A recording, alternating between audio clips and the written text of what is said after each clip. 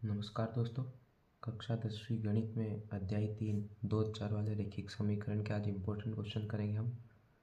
तो देखिए, प्रश्नावली 3.2 में है कि निम्न रैखिक समीकरण युग्म को प्रतिस्थापन विधि से हल करना है।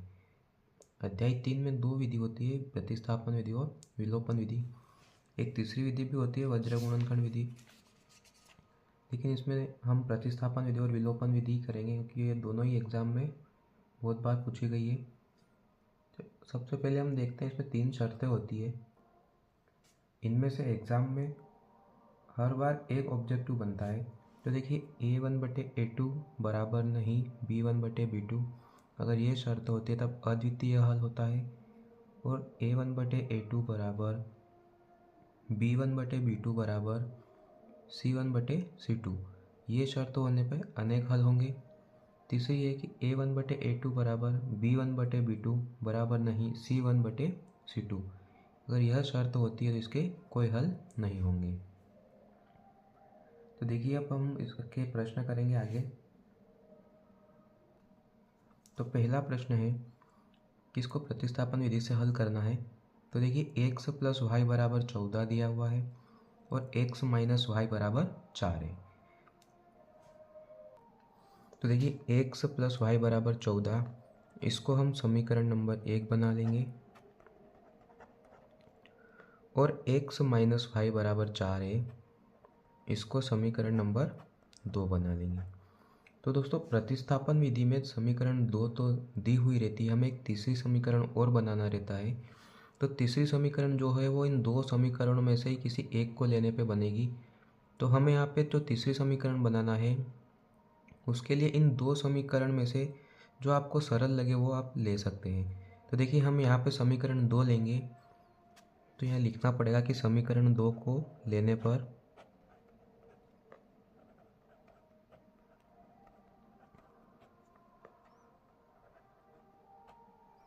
देखिए, समीकरण 2 क्या है हमारे पास कि x - y बराबर 4।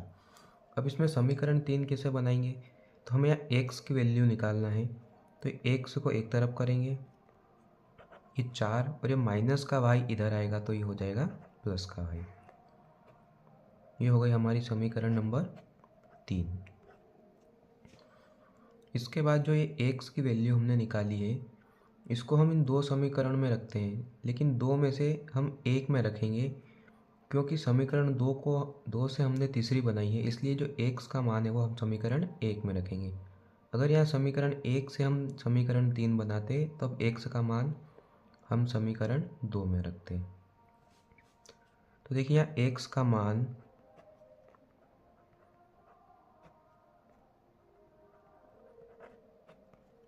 समीकरण 1 में रखने पर,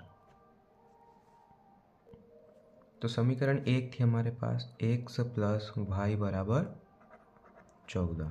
तो अब x की जगह ये x का मान रखेंगे। तो देखिए, x का मान है 4 + y, फिर प्लस ये वाला y बराबर 14। ये 4 प्लस ये y और y को प्लस करेंगे तो 2y हो जाएगा बराबर 14।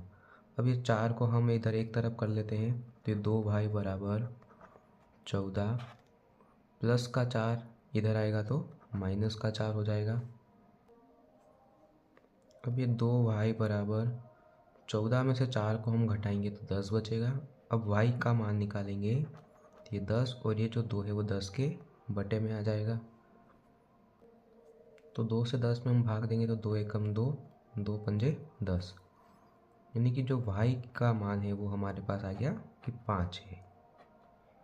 अब ये y का मान हम हर बार समीकरण 3 में रखेंगे क्योंकि ये बहुत सरल हो जाएगी, जिससे हम x का मान निकाल सकते हैं। तो ये y का मान समीकरण 3 में रखेंगे। देखिए, y का मान समीकरण 3 में रखने पर, तो समीकरण 3 थी हमारी x बराबर 4 + y, तो x बराबर ये 4 और y का मान हमारे पास था 5, तो x बराबर 4 और 5 को जोड़ेंगे तो 9 हो जाएगा। ये हमारे पास x का मान आ गया है। अतः x बराबर 9 और y बराबर 5 है। इसी प्रकार ये हमारा पहला प्रश्न था।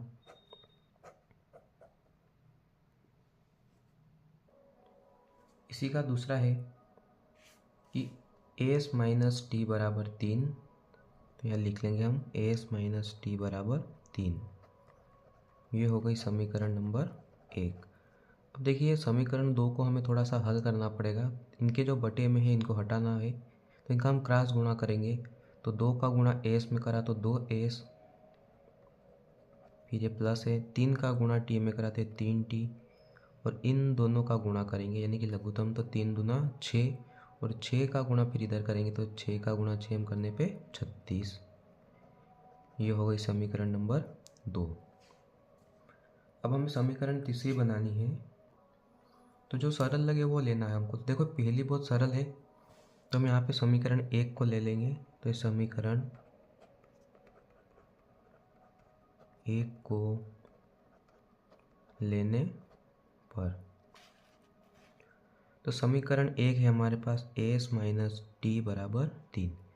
तो देखिए as का मान निकालना है, तो t को इधर ले जाएंगे तो as बराबर 3, और माइनस का t इधर आया तो प्लस का t। ये बन गई हमारे पास समीकरण नंबर 3। अब जो as का मान है वो हम समीकरण 1 में रखें, सॉरी 2 में रखेंगे। तो ये as का मान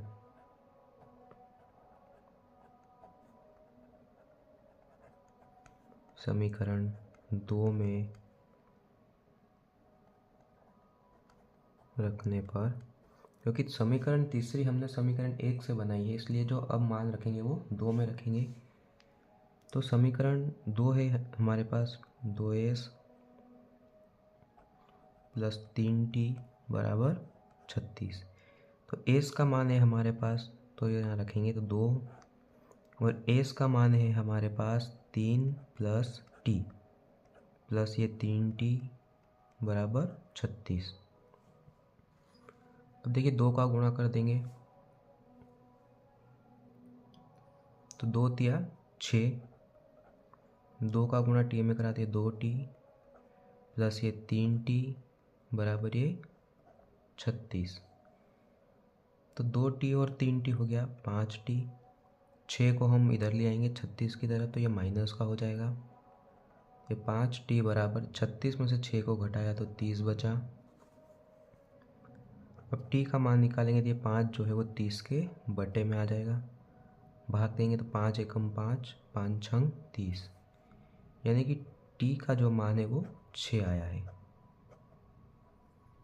अब ये जो t का मान है ये हम समीकरण 3 में रखेंगे। तो ये t का मान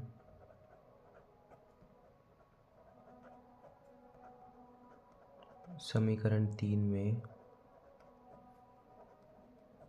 रखने पर, तो समीकरण 3 थी हमारे पास as बराबर 3 प्लस t। as बराबर 3 और t का मान है हमारे पास 6, तो 3 और 6 को जोड़ेंगे तो 9। तो इसी प्रकार as का मान आ गया हमारे पास 9। अतः as बराबर 9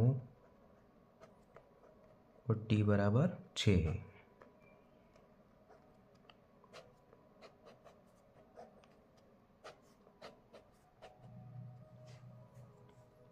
इसी प्रकार प्रश्न नंबर तीसरा है। देखिए प्रश्न तीसरा है कि 3x माइनस वाई बराबर 3 है। तो देखिए यहाँ हमने इसको दे दिया नाम समीकरण नंबर 1।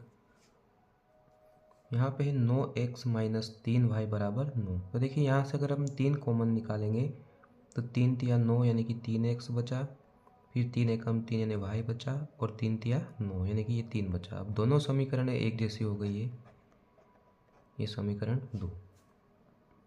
अब मैंने आपको 3 शर्तें बताई थी, तो उसमें से यहाँ पे जो है वो अपरिमित रूप से अनेक हल वाली शर्त इसको संतुष्ट करेगी। तो देखिए हम समीकरण तीसरी बनाएंगे, तो कोई सी भी समीकरण ले लेंगे। यहाँ पे मैं ऐसे ही थोड़ा सा आपको इसके बारे में बता देता हूँ कि मान लो यहाँ पे 3x लिया, तो ये 3 माइनस का भाई इधर आया तो प्लस का वाई, और x बराबर है 3 प्लस वाई, और ये 3 इसके बटे में आ जाएगा। यहाँ पे हम x का कोई सा भी मान ले सकते हैं, जहाँ x का कोई भी मान ले सकते हैं, क्योंकि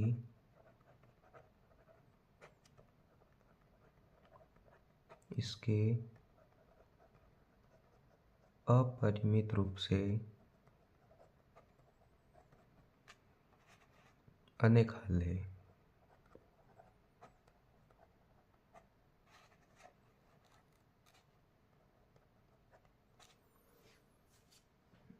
इसी प्रकार अब हम प्रश्न नंबर 4 भी देखेंगे।